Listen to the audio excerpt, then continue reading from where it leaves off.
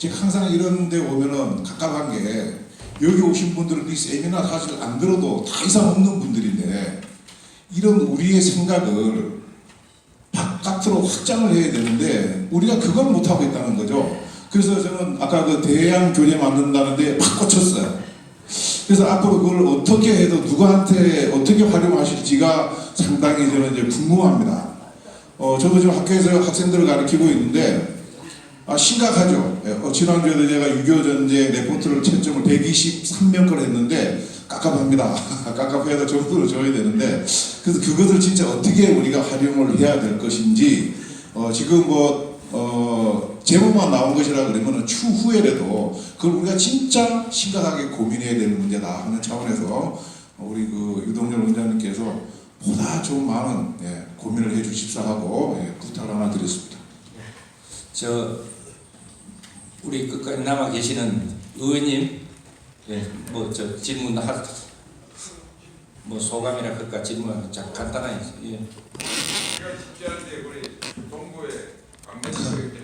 아닙니다. 관심도 많고 평소 때 항상 이런 문제에 대해서 고민도 좀 하고 이랬는데 오늘 이제 유시근씨 동료 의원님께서 이런 또 귀한 시간을 또 마련해 주시고 또 여러 장로님들, 교수님들께서 또 오늘 말씀해 주시는 걸 듣고 앞으로 저도 어떻게 의원으로서 대처해 나가고 어떻게 고민하고 어떻게 좀 이렇게 해법을 찾았으면 이런 생각이 많았었는데 오늘 그래도 또 숨통이 조금 트이는 것 같아서 매우 의미 있는 시간이다 이렇게 생각을 합니다. 앞으로 이런 기회가 참 많았으면 좋겠다 이런 생각을 하면서 끝까지 자리 지키겠습니다. 고맙습니다. 네, 감사합니다. 이렇게 해서 총 5분, 우리 의원님까지 6분 말씀이 있었는데 이제 일단 한 반까지 모든 것을 끝내겠습니다. 그러니까 우선 대북 전단 문제와 관련한 질문에 대해서 김태호 박사님, 그 다음에 6.25 비핵화 우리 김장군님, 그 다음에 세 번째 재앙대학 질문, 그 다음에 이제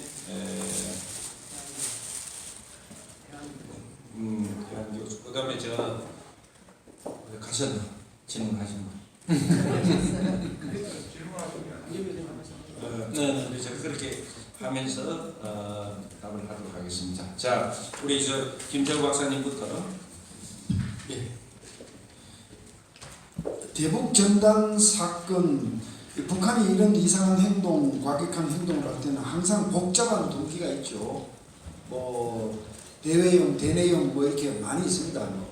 국내적으로 정권 기반이 흔들린다고 생각하면 바깥에 긴장을 조성해서 내부 결속을 꾀하고 이런저런 일들 우리가 수십 년 겪어왔죠. 이런 일도 마찬가지로 대한민국 길들이기, 대한민국한테 갑질하기, 문재인 정부 더 그냥 고분고분하게 말 잘 듣게 만들기, 앞으로 도발할 명분 쌓기, 많은 이유들이 있죠. 근데 제일 결정적이고 중시해야 되는 것은 북한이 대북 전단에 대해서 굉장히 아프게 생각한다.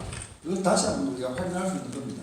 남북 대화 과정을 보셔도요, 북한이 우리하고 얘기할 때 제일 핵심적으로 요구했던 것이 늘 그 심리전 전단입니다.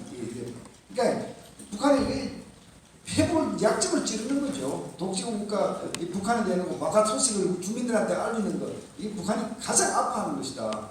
우리는 이제 그렇게 객관적으로 판단하시면 되는데, 여기에 대해서 우리 정부가 취하고 있는 행동에 대해서 저는 3가지 꼭 지적을 하려고 해요. 첫째는 우리가 대북 전단을 이쪽에서 탈북자들이 뿌리는 것은 북한 정부를 위해서 뿌리는 것이 아니라 북한 정부에 있어 인권을 유린당하고 있는 북한 주민을 돕기 위해서 뿌리는 거거든요. 이건 인권 문제입니다. 인권 문제입니다. 그렇기 때문에 삐라 전단 살포를 못하도록 하는 법을 만들겠다라고 했을 때 여권이 세계 인권 단체들이 그렇게 하면 안 된다고 반대하고 있잖아요. 이거 인권 문제입니다. 이 성격을 잘 알아야 됩니다. 두 번째는 대한민국은 헌법에 표현의 자유, 인권 이렇게 보장되어 있는 나라입니다. 그런데 지금 북한 정부가 원하는 대로 하면 이 우리의 헌법적 가치를 포기해야 되잖아요. 그럼 북한 정권의 구미에 맞추기 위해서 우리 헌법적 가치를 버려야 하느냐. 굉장히 중요한 문제죠. 지금 뭐 의석이 뭐 200석 가까이 많이 있다고 해서 우리 마음대로 할 수 있다. 그건 아니죠. 헌법적 가치를 무너뜨리는 건 굉장히 중대한 문제죠. 이게 두 번째로 생각해도 세 번째는 이런 식으로 북한이 하나하나 얘기할 때마다 전부 굽실거리고 그냥 적각 대응하고 그냥 상관 보시듯이 이렇게 굽실대면 문재인 정부 이후에 앞으로 북한을 어떻게 관리할 겁니까? 이거 정말 어떤 한 정권이 이렇게 지나치게 상대방한테 굽실거리는 입장을 취하면 그 이후의 정부들이 북한을 관리할 수 없습니다. 그러니까 이 세 가지 문제에 있어서 저는 굉장히 심각하게 보고 제가 정부라면 입장을 이렇게 할 것 같습니다. 그래, 당신들이 아파하는 것은 이해할 수 있다. 그러나 우리는 헌법에서 인권과 표현의 자유가 보장되어 있기 때문에 우리가 법으로 막을 수는 없는 것이다. 다만 불필요하게 남북관계를 훼손하는 소위 중상모략 이런 팩트가 아닌 상황이 있다면 우리가 한번 눈여겨보고 수정을 개선을 시도하겠다. 이런 정도로 얘기하는 것이 입장을 취하는 것이 우리 정부가 해야 될 입장인 겁니다. 여기 비해서는 굉장히 잘못하고 있는 거죠. 우리 정부가. 저는 이제 더 이상 발언 기회가 없기 때문에 아까 백선엽 장군님 말씀을 제가 못 드리는데 정말 한마디만 하고 싶은 게 있어요. 보훈처 정말 정신 좀 차리라 그런 말씀을 드리고 싶은데 정부 조직법을 보니까 우리 보훈처에서 국가유공자들한테 이렇게 이런저런 선양 일을 하고 돕는 일을 하게 돼 있는 것도 맞고 또 유공자 중에는 뭐 독립유공자도 있고 참전유공자도 있고 또 뭐 민주화 유공자도 있고 다양한 유공자가 있다는 것도 제가 그 안에 들어가 보니까 다 알겠더라고요. 그런데 제대로 된 나라에서는 이 유공자들 사이에 서열이 있습니다. 서열이 있습니다. 이 유공자 서열 중에서 제일 우선 서열은 참전 전사자들입니다. 그 다음에 뭐 경찰, 소방, 뭐 사회 공익을 위해서 일하다가 다친 분들, 또 뭐 데모하다가 다치거나 돌아가신 분들, 민주화를 위해서. 그러니까 이게 다 유공자가 될 수는 있지만 서열이 있고요. 프랑스 같은 데 가보시면요. 같은 전사자 중에서도 나치 치하에서 힘들게 싸우다가 전사한 레지스탄트들이 더 높습니다. 순위가. 이게 상식입니다. 우리 보훈처는 도대체 그 코로나 그 바이러스 유공자하고 이 저 서해 교전이나 1차, 2차 개편 개전에 전환함 여기서 돌아가신 전사들 사이에 우열 구분을 못하는 집단인가요? 정말 제발 좀 정신 차리달라. 냉수도 순서가 있다. 이런 말씀 제가 차지해 드리고 싶고 그런 의미에서 백선엽 장군한테 묻힐 자리가 있느니 없느니 이런 말을 끄집어내는 것 자체가 어느 도단입니다. 제가 아침도 제가 유튜브 방송하면서 이런 얘기 했습니다. 아니 대한민국을 지키고 낙동강 전선을 지킨 백선엽 장군한테 묻힐 자리를 왈가왈부하는 것 자체는 이거는 반역입니다. 반역. 하늘이 무섭지 않느냐라고 제가 아침에 얘기를 했습니다. 절대로 우리 보훈처 정신 좀 차리도록 여러분 야당 의원님 여러분들 좀 같이 좀 협력 좀 해주시기 바랍니다. 감사합니다.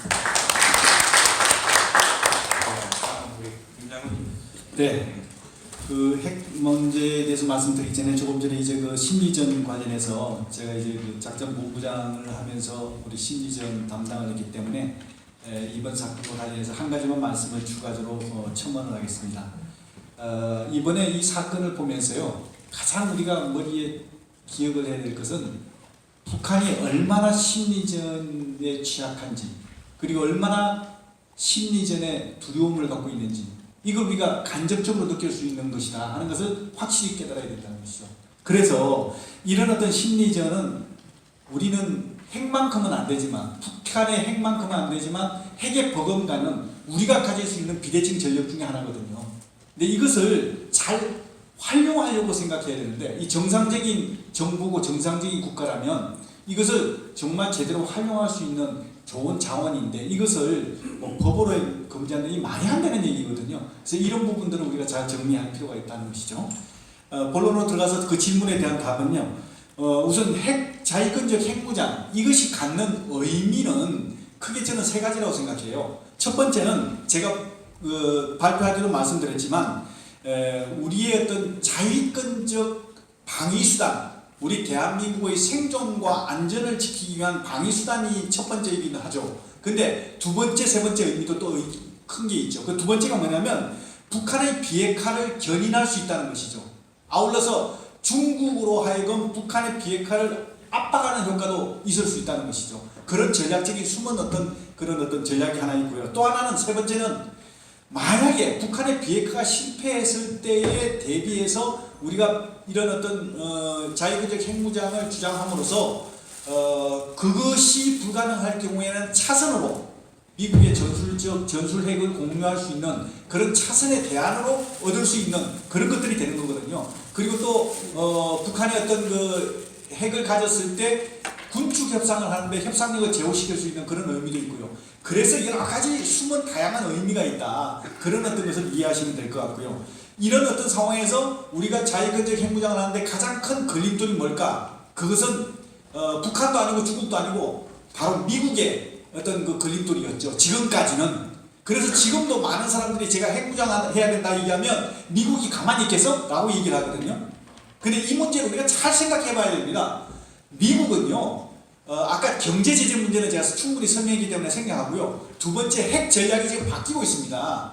미국의 핵 전략은 지금까지는 어떤 이 한반 우리 한국과 일본을 통제하면서 동북아의 핵 도미노를 막고자 하는 차단하고자 하는 그런 전략이었는데요. 이게 지금 서서히 바뀌어가고 있어요. 어떻게 바뀌냐면요.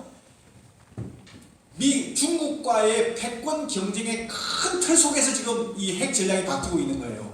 그 조짐이 뭐가 있냐면 7월 31일 날 미국의 어떤 국방대학에서 뭐라고 얘기했습니까? 미국의 전술핵을 한국과 일본이 공유할 수 있도록 해야 된다. 공유협정을 맺어야 된다 하고 공식적인 발표를 했어요. 이거는요 굉장히 엄청난 변화거든요. 그 다음에 또 9월 7일 날 한 달 반 만에 비건 대표가 뭐라고 그랬냐면요. 의회에서도 똑같은 얘기를 했어요. 북한이 비핵화를 계속 비핵화에 대해서 실패할 가능성에 대비해서 실패하게 되면 한국과 일본이 핵무장하는 것이 이상하지 않다라고 얘기했거든요. 이 얘기는요. 지금까지 미국의 스탠스가 확 바뀐 거예요. 어떻게 보면 게임 체인지가 일어난 일이라고 보는 거예요. 그래서 미국이 지금 우리가 과거에 미국이 우리를 핵을 통제했던 그런 어떤 사고에 집착해서 거기에 갇혀 있으면 안 된다. 지금 미국의 핵 전략은 바뀌고 있다. 그런 측면에서 우리가 그 틈새를 이용해서 얼마든지 핵무장을 할 수 있는 그런 틈이 있다는 것이죠. 그걸 이제 제가 말씀드리고요. 이상입니다. 네, 감사합니다. 예. 사회자한테 질문을 이래 하셨는데 이게 제가 답을 할 수 없다 그러면 사양을 할 건데 답을 좀 할 수 있을 것 같습니다. 제가 이 정치학을 전공했기 때문에 정치학에서 이런 이야기가 있어요. 어느 나라의 정치 체제, 폴리티컬 시스템, 그 정치 체제는 모든 다른 서브 시스템, 다른 체제의 색깔에 영향을 주고 지배한다 그런 말이 있어요. 다시 한번 이야기하면 어떤 나라의 정치 체제는 그 나라에 있는 모든 다른 서브 시스템의 색깔을 이렇게 색깔에 영향을 주고 이렇게 여러 가지 조정을 한다. 그래서 이게 지금 4.3 사태가 무슨 통일운동은 뭐이라니 점점 듣다 보니까 계속 이상한 소리로 가는 것도 현 정치 체제의 색깔 때문에 그런 거예요.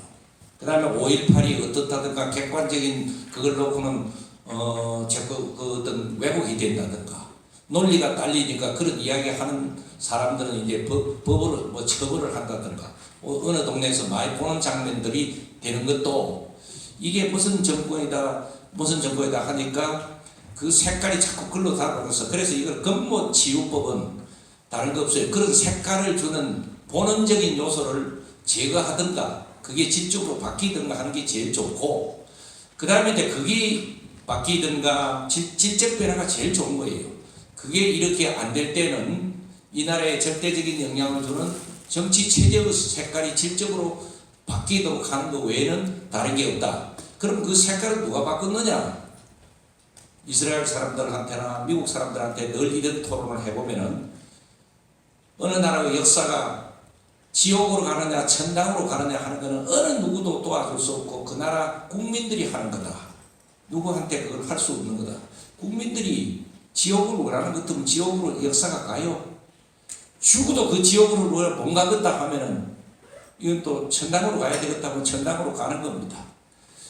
우리 국민들은 무엇을 인식은 제대로 하는 것 같은데 늘 남이 싸워주기를 바라고 이런 걸 이제부터 내가 하겠다 넘치기지 말고 막 그런 어떤 신념과 행동력이 따르지 않으면은 이 정치 체제라는 게 색깔이 바람직한 색깔로 안 될 수밖에 없고 막 그런 여러 가지 근본적인 문제가 있다.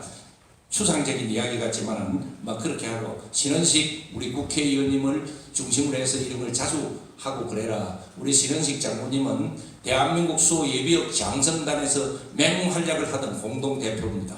우리는 막 정말 참 기둥처럼 믿고 있어요. 서로가 임원하면서 대한민국 수호하는 데 많은 노력들을 하겠습니다. 제 답은 답니다. 시간이 저 5분밖에 안 남았기 때문에 간단히 1분 정도 말씀드리겠습니다. 아까 질문해 주신 거 저희 자유민주연구원에서 그 역사교과서 왜곡 전체를 대한교과서를 만들 수는 없고 6.25 남침 전쟁을 그 왜곡하고 있는 초등학교, 중학교, 고등학교 교과서를 저희 입수해서 분석을 해서 그거에 대해서 만들어가지고 SNS에서 배포도 하고 우리 오프라인에서 배포하겠습니다. 제가 약속합니다. 예. 세미나에서 좀 곤혹스러운 게 이제 질문을 하시지 않고 정견 발표를 하시고 사라지는 분이 너무 많아요. 근데 아까 그 정견 발표를 하시는데 그 투키디데스 얘기를 하고 펠로폰네소스 전쟁 얘기를 하시는데 이 발표문을 안 읽으셨나 봐요. 21페이지에 보면은 김영현 장군님께서 이 펠로폰네소스 전쟁과 투키디데스 함정에 대해서 설명을 잘 하고 있으니까요. 이거 한번 읽어보시고요. 저는 아까 그 김두만 장군님 그걸 보면서 이제 이령 주의께서 52년에 돌아가셨다는 얘기를 듣고 사실 제가 발표를 하려다가 시간이 없어서 못하는 내용 조금만 좀 얘기를 하도록 하겠습니다. 52년 중반이 됐을 때 김일성이가 지쳐버려요. 그리고 중공군도 팬덕회도 지쳐버려가지고 이제 전쟁을 좀 끝내달라고 요청을 하게 됩니다. 그래서 조울라이가 모스크바에 가가지고 스탈린에게 이제 전쟁을 좀 끝냈으면 좋겠습니다. 이제 더 이상 이게 완전히 고착이 됐다. 그랬을 때 놀라운. 근데 이게 며칠 동안의 대화인데 이 대화록이 그냥 그대로 남겨져 있어요. 읽다 보면은 좀 모골이 송연해질 정도로 스탈린의 그 잔인함을 볼 수가 있는데 거기서 예산을 깨고 전쟁 계속해. 뭐 잃을 거 사람밖에 더 있어. 그냥 미국 그냥 거기 묶어둬. 그런 얘기를 해가지고 사실 52년의 전쟁이 끝날 수가 있었는데 이게 1년을 더 끌고 결국 53년도에 스탈린이 갑자기 죽으면서 휴전이 일어나게 됩니다. 왜냐하면 스탈린이 죽고 나서 집단 지도 체제가 이제 마레코프, 프루시코프, 베리아 이렇게 이제 구성이 되는데 이 사람들이 더 이상 못하겠다. 이제 소련도 그래서 휴전해라고 명령을 내리면서 휴전이 돼가지고 1년 동안에 정말 필요 없는 희생이 또 있었고 이것의 그 주범은 그 스탈린이었다라고 하는 사실도 우리가 기밀문서 해제로 우리가 알아둬야 된다고 생각을 합니다. 재선치께서는 그 소대장으로 임관을 하자마자 6.25가 일어나가지고 소대장, 중대장, 대대장을 6.25를 하면서 5번인가 총을 맞아가지고 구성이 됐었어요. 근데 6.25 때 한국군에서 제일 잘 싸운 거는 육사단인데 육사단 장교로서 이렇게 고생을 했고 재밌게도 그 북한에서도 제일 잘 싸운 사단이 방어산이 이끄는 육사단이었습니다. 팔로운 출신이라 뭐 완전히 유린을 하고 그냥 그 진동까지 내려왔던 그 사단들인데 그래서 뭐 화랑고훈장, 을지모훈장, 여러 무종훈장 그때 받으셨는데 아직 국립묘지에 안장이 못됐습니다. 그래서 여기 좀 사연이 긴데 그렇게 고생하신 분들이 좀 국립묘지에 가야 되지 않을까 그런 생각을 좀 해봅니다. 이상입니다. 예. 이런 세미나를 하면은 이런 식으로 끝이 나면은 무슨 이야기를 했는지 애매하기 때문에 저는 늘 사회를 할 때 딱 1, 2분 동안 전체 나눈 이야기를 요약을 해 드립니다. 제 요약이 끝나고 나서 오늘 이걸 주관을 한 신원식 의원님하고 우리 유동열 원장님하고 마지막으로 인사드리고 전부 끝을 내겠습니다. 우리 김태우 박사님은 6.25와 관련해서 4가지 분명히 우리 국민이 기억할 것과 2가지 직시할 내용들이 있다. 그 자료에 이제 정말 우리 국민이 꼭 그 해야 될 내용이고, 유동열 원장님은 아직도 반호되고 있는 6.25와 관련된 왜곡된 내용들, 북침이냐 남침이냐 하는 것부터 전부 역사 교과서 왜곡된 거, 이것의 주범은 결국 이 종북 정권이고 거기서 뒤에서 조종하는 것이 북한인데, 북한을 제거하고 하는 것이 이런 그 왜곡과 반로되는 권한을 이렇게 없애는 거다 하는, 그렇죠. 그 다음에는 이제 김용현 토론 장모님 토론은 당면 위협 중에 제일 위협한 것이 북핵 문제인데, 우리가 핵을 갖든가 미국의 해구산을 가지고 오든가 하는데 미국의 스탠스가 보충 설명하는데 보니까 많이 지금 변하고 있다. 우리가 절대 포기하면 안 됩니다. 이런 그 좋은 동맹국을 적극적으로 활용을 해야죠. 이런 희망적인 말씀을 하셨고, 우리 강경영 교수님 그 왜곡된 반로되고 있는 그 뿌리를 자르고 국민들한테 진실된 그 객관적인 사실을 알리기 위해서는 국제적인 문서도 적극적으로 이렇게 활용을 하면서 우리 전문가들이 좀 더 노력도 하고 이런 노력들을 해야 되겠다. 이런 내용들을 제가 간단히 요약을 했지만은 생각을 이렇게 가다듬고 지금 자료들을 쭉 읽어보시면 많은 내용들이 그 단계에 있습니다. 대단히 감사합니다. 오늘 이 내용들이 전부 우리들이 토론한 값어치 있는 그런 내용들입니다. 그러면 지금부터 신원식 의원님과 유동열 원장님이 간단한 인사를 하고 끝을 맺도록 하겠습니다.